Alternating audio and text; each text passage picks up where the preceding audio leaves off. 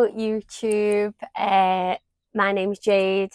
This channel is all about my little humble boat Skylark. If you've come back, it means that you haven't been bored stiff the first time around, so thanks for that. Thanks for coming back. Today I wanted to talk about like something I've learned recently. Okay, so outboard engines, like, what is the deal with that? It seems like everybody just detests an outboard engine, and trying to get someone to fix an outboard engine, oh my god, it's like gold dust. Like, no one wants to touch it with a barge pole. Man, the pun. I need something catchy to get my views in, don't I? But anyway, so I mentioned that on the last video that I was planning from moving where I am now currently, because I've got a new job and I wanted to be closer to home, and I wanted to move to Preston Brook Marina. Now, I secured a mooring spot and it was ages ago now, and I was like, right, I'm going to go to Preston Brook. But at the time, Marple Lock Flight was broken. That was going to be opened on the 14th of March. And then the other way, Bosley Locks was broken, if I'm correct. But anyway, both ways you couldn't go. So the 14th of March came and went. I was like, okay, well, I can go that way now. I can go through, through Marple Way. I'd clear a little route which way I was going to go. It was the quickest way to Preston Brook. But anyway, it turns out that that way, I got a letter from Preston Brook saying, oh yeah, the canal is breached at one end, so you wouldn't be able to cruise down that way. So I was like, okay, this might affect the plan I'm going to take to move the boat. So anyway, it did. So I was like, okay, so I'm going to have to go the long way around. And I planned myself, psyched myself up for that, thinking straight up the Macclesfield, Trent and Mersey. I hope no one hates me for saying this, but I don't really like the locks there. I feel like they're quite scary. They're like really deep, and I don't know. But anyway, so that was the way I was going to go. Now, I found out recently that I can't go that way because it would take 4 months. Like, one lock is broke. I don't know if it's lock 66 at Bosley Locks, and it's going to take 4 months. So I just thought, do you know what? I'm just going to accept it. I'm just going to go with the flow. Like, I feel like I'm meant to stay here. Sometimes the universe gives you signs. It either pushes you away from things in life, or it keeps you where you're meant to be. And I feel like I'm meant to be here. So I got in touch with the mooring Richard, his name is, and I was like, Richard, I want to stay. Can I stay? And he was like, yeah, absolutely. And it's cheaper to be here too than the Bridgewater, because you have to pay an extra license, don't you, to be on that canal. So anyway, so I'm staying here. But anyway, the moral of the story is that when I went to leave to go to the marina, I got on the Macclesfield, and all of a sudden the engine just stopped working. Now the boat just stopped in the middle of the canal, went sideways, widthways of the canal. There's two big steel narrow boats heading towards me. It was terrifying. And I mean, like, I am the type of person that if a car breaks down, I'm like, oh, I don't know what to do. The car's broke down. Like, oh, I have a nightmare. A boat on a lake. Not a lake. A boat on a canal. Oh, honestly, it was a living nightmare. Honestly, in that moment, I thought, oh, the stress of this is so hard. So anyway, so I'm sat there on the canal thinking, what am I gonna do? So I remember, like, when I've watched Robbie Cunningham, and he's had the Canal and River Rescue Trust, I think they're called, out to him a good few times. So I was thinking, oh, I'll just phone them. So I signed up there and then, become a member, paid the deposit or whatever it was, or the monthly fee, and then phoned them up. I was like, okay, I'm stranded. Can someone come and help me? And they were like, oh no, it's going to take a couple of days for that to happen. I was like, oh no. So I'm sat there on the canal thinking, oh, when you just have one of them meltdown moments and you're thinking, I don't know what to do now. Like, my boat is stuck here and I'm just, what am I going to do? Like, I'm back in work on Monday. I need to get as many hours of this journey in as I can. So, and it was going to take, apparently, on the navigation app, it said that, 8 hours cruise in a day, 8 hours cruise in a day, and it would take 4 days. So, just happened to turn the engine on again and managed to get the boat back to the mooring spot. It kept on cutting out, turned on, cutting out, turned it. Oh, and it was snaking. It was just a nightmare. But anyway, I got it back to the mooring spot, which was so, so lucky. So, got it back. The guy on the marina, Colin, he's a great guy.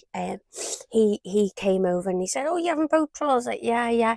And he's like, "Check the propeller." So I checked the propeller, pulled the engine up, and the propeller had like all a bit of wire and like a really thick like canvasy material all wrapped around it.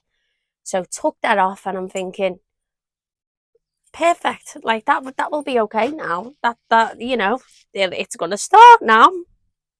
No, it didn't start. See, what was happening is when it would start, it would be really loud and noisy and a little bit smoky. But then when you obviously have to push the choke in, it would just cut out every single time, cut out, cutting out. So Colin says, "So have you put oil in?" And in that moment, I just wanted to die because I thought I feel so embarrassed. I don't really know this guy that well. He's asking me to put oil in. I didn't know I had to put oil in. Oh my word, like my face is going red now. I feel my face blushing. I didn't know that you had to put oil in an outboard engine. Like I've only just learned to put oil in my car. Like I've learned to put oil in my car about a year ago, if that. And screen wash. Oh, honestly, I'm so pathetic. And I was, yeah, please don't let me get any bad comments about that. But anyway, so David, the previous owner, had left oil in the car. Sorry, he left me a big box of like all kinds of materials for the boat, and there was oil. There was Honda outboard engine oil. So put oil in, still nothing at all. So then Colin says, it could be the carburetor. The carburetor might need a little cleaning. So the carburetor had a little bit of a cleaning, taken out, the little pipes and stuff blew through. And then again, nothing again, same issues. So then Colin says, "Well, my son, he's like a big, everyone knows him. He's like the big boat guy. He fixes all the engines." He said, "I'll give him a ring if you want." And he was like, he just won't touch outboard engines. I'm thinking, what is it? What's the deal? What's the gist with these outboard engines? Why do people not want to fix outboard engines? Is it because it's not worth the time? Is it because it's, you don't have to pay that much? Like, what is the issue with it? So anyway, he didn't fix it. And then Colin says, "Well, I've got a number, I know a place. You can Google and you can get the number. It's not far from here." So phone that guy, and he was like, "Okay. So what we're going to do now is you need to bring the engine to me." Now, them outboard engines are absolutely that heavy. Like, it's insane. Like, it would take, honestly, I think it would take two burly men to lift that up and take that. So I'm thinking, oh, that doesn't work for me at all. So then I thought, right, let's phone David, the previous owner. And I tested the water at first. I sent him a little message, and testing the water because I've hounded him, and I was thinking he's going to be absolutely so sick of me now.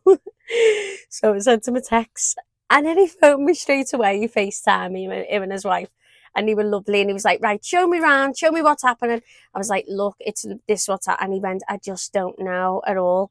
And then all of a sudden, the ignition wasn't going on either.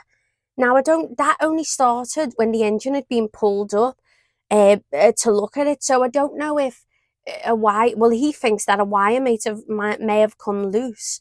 The ignition's not going on. The engine needs to be started manually. So even started manually, it still keeps on cutting out. So anyway, I thought, right, what else am I going to do?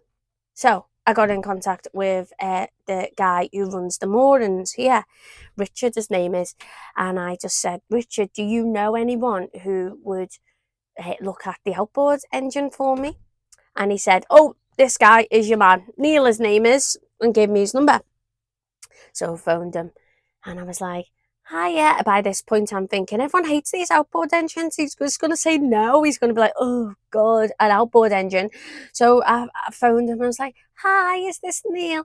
Hi, Neil. Oh, I'm in such trouble. And I was like being really nice. And I was thinking, please, just to say you're going to help me.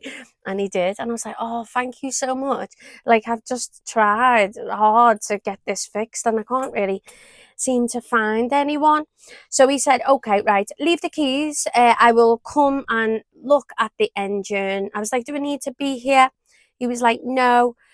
So he came and he had a look, and the day he was coming, I didn't want to marver him. I didn't want to phone him or nothing. So I messaged him later that evening and I said, hi Neil, I gather that you didn't have a chance to look at the engine today. And he was like, oh no, I did have a look at the engine. Had a little look. When was the last time you put fresh fuel in? So I said, 2 weeks ago. I filled up both petrol cans, filled it up, and he said, no, when did you empty the old fuel and put the new fuel in? So I'm thinking, oh my word, what is this? Why do I not know these things? And I'm cringing, going, oh, a part of me just wanted to lie and just be like, yeah, I did that. But I thought, no. So he was like, right, this is what you need to do. He said, you have to put fresh fuel in. He said, if you're not putting fresh fuel in, the pipes and things will just go hard. You know, it's really bad for the engine. He said, I will take the tank. He said, I will empty it. He said, I will put fresh fuel in. I'll see if that works. He said, I'll go on holiday. And then when I come back, I'll have a little look. Now, I was on holiday too. I only came back last night, and I think he's back today. So I'm going to phone him tomorrow and ask him, but when he's going to come and have a little look, and hopefully he'll let me video him doing it so I have a bit of a better understanding. But all of these things are so new, and yeah, so I don't know where I'm going with that now. I don't know why the ignition isn't going on. The ignition won't go on and the TV won't go on, but everything else is working on the boat. So I don't know what that is. And those are the two things I need to fix. And today is gorgeous. It's such a beautiful day today. I could be cruising up to Bugsworth Basin, having a little mooch there, grab a little beer from the pub on the end, which is, oh, that's a lovely beer called Storm Brewing, I think it's called. It's like a really real nice smooth real ale, nice smooth beer. But anyway, and then I wanted to say that when I have been Bugsworth Basin in the past, there's a little pop-up library, so you can, oh, just checking my mic isn't going funny. You can go, there's a little pop-up library, so it's just like a little bookcase, and you can take a book, replace it, or take a DVD. Now, my little TV has a DVD player, so I don't watch DVDs at home, but I do here. And I got a DVD off there and just replaced it with a little book. Now, I used to watch this. If you're an 80s kid, you might get it. Or if you're the 70s or 60s, who knows? But every Sunday, me and my mum used to watch this. So I got Little House on the Prairie box set, and I absolutely love this. I love the stories. It's really nostalgia. It's a little bit like Antiques Roadshow theme tune. Like, that's the vibe I get from this.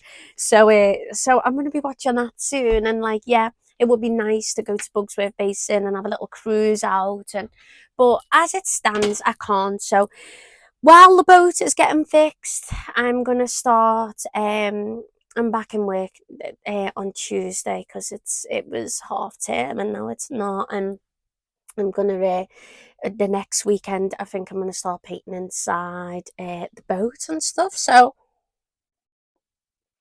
but I'm not moving anywhere. I'm staying here. This is where I'm meant to be. This is my little boat home. And before I go, I'm just gonna show you this. This is the colour I'm gonna paint it. It's a nice Pharaoh and ball. It's called Slipper Satin, and it's like a nice, like a creamy colour. So you know, I'm thinking like more plant vibes, more plants, cream. The previous owners painted it this blue, and I like the blue, but I just like it nice, bright, and airy.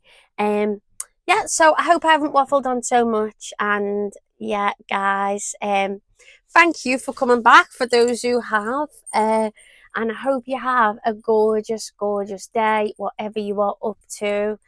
It's a lovely long weekend, isn't it? And thank you for coming back, everyone. And I will keep you updated soon. But I will ask boaters out there if you can think of anything of what this might be with the ignition. If you could just leave a little comment, that would be fantastic.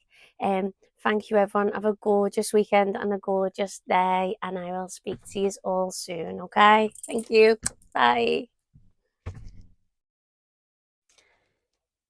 So obviously, what's happening now is that there is no fuel tank because the guy who's fixing the engine, Neil, he's took it with him.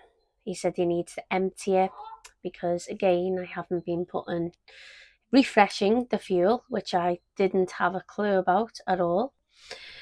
This is how it's getting started at the moment. So, you know, we're having to start it manually because the ignition just won't go on anymore. And then obviously when the choke, you know, when we start it and we have the choke out, yeah, so after 30 seconds or whatever, you've got to push the choke back in, okay? But when pushing the choke back in, which is supposed to be just in, you know, like not out too much, the engine just keeps on cutting out, and that's just what's happening at the moment, which is rubbish. So that's the engine. It's a Honda, horsepower 10. I mean, it's old as well. It's 1995. You can tell it's old. But the Hondas are quite expensive, and I'm just hoping that I don't need to buy a new one. But funny enough, inside the electric, so this is all the electrics. Obviously, turn them on. And then you've got, you know, your fresh water. The fresh water's working. The cockpit lights are working. The cabin lights are all working. And as you can see, it's 12.4 volts. So that's all good. But for some reason, the ignition just won't start. So when I contacted the owner last week, he thinks that it is something to do with a loose connection linking to the engine. But we'll see. Time will tell, eh?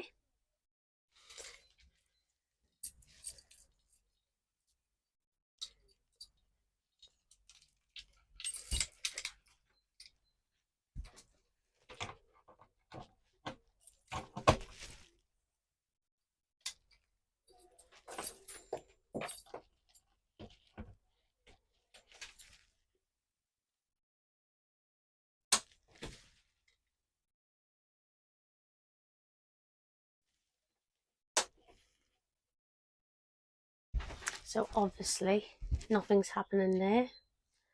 The ignition isn't going on at all. That sound of a kettle being ready for a brew on the canal. And also the great debate. Is it milk first or milk after? I'll let you decide that one. Give that a minute to brew.